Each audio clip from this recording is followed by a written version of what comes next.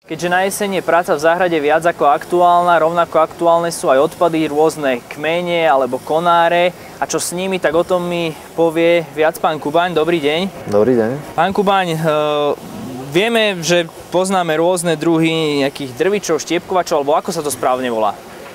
Tak správny názov je štiepkovač alebo drvič, v tomto prípade bioodpadu. Pán Kubaň, pokiaľ má obec alebo ja neviem, možno mesto toho odpadu viacej, viete poradiť aj v takomto prípade? Samozrejme, naša firma ponúka takisto štiepkovače aj do týchto organizácií, ktoré technicky sú k tomu uspôsobené a vlastne zvládnu aj prácu s takýmito objemnejšími materiálmi. Pán Kubaň, tento štiepkovač už vyzerá teda naozaj tak dosť netradične. Áno, toto už je jeden z tých väčších modelov, ktorý je určený práve pre obce alebo pre firmy, ktoré sa zaoberajú väčším spracovaním toho odpadu, bioodpadu, ktorý vlastne vzniká. Aký je princíp štiepkovania v tomto prípade? U tejto značky je patentovaný systém, ktorý sa volá princíp sekery. Tu vidíte nože, ktoré materiál štiepkujú po vlásočniciach. Má to niekoľko výhod.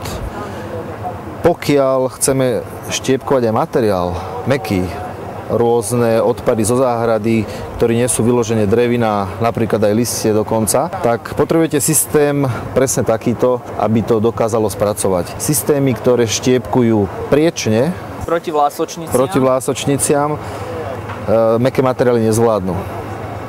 Tu na tomto dreve je vidieť presne ten princíp sekery. Čiže ten nôž najskôr roztne ako keby so sekerou, to drevo alebo ten materiál, a až potom sa to ďalej melie v tom bubni a vlastne veľkosť štiepky závisí od týchto otvorov. To sa dá samozrejme meniť.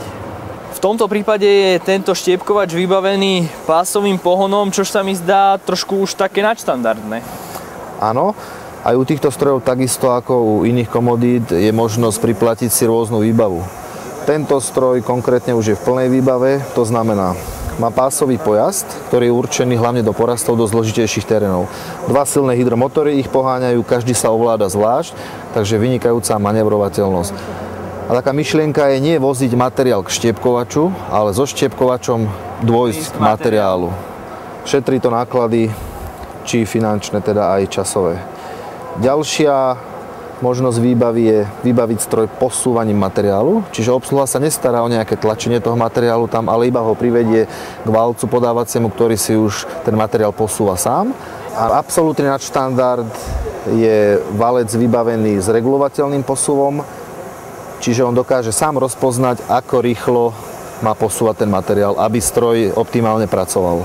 Ešte ma zaujíma, pán Kubaň, hrúbka materiálu, ktorý zvládne tento štiepkovač. Toto je stroj jeden z tých väčších, ktorý zvládne už 12. Celkovo táto značka robí v rozmedzi tých maximálnych hodnot 3 až 17 cm. Keďže ten stroj vyzerá pomerne zložito, nebude zložitá aj údržba? Nie, údržba tohto stroja je veľmi jednoduchá. Čo sa týka motorovej jednotky, je to klasický olejový servis, výmena filtrov, olejového, vzduchového. A čo sa týka brúsenia nožov, to je podstatné, aj keď tento stroj dokáže robiť s tupými nožmi, ale samozrejme ideálne je ich mať nabrúsené. Je veľmi výhodné, že nemusíte demontovať tie nože kvôli brúseniu, ale len si otvoríte sito a priamo na tej hriadeli si ich nabrúsite obyčajnou uhlovou brúskou. Pán Kubaň, zatiaľ vám veľmi pekne ďakujem. Dovidenia.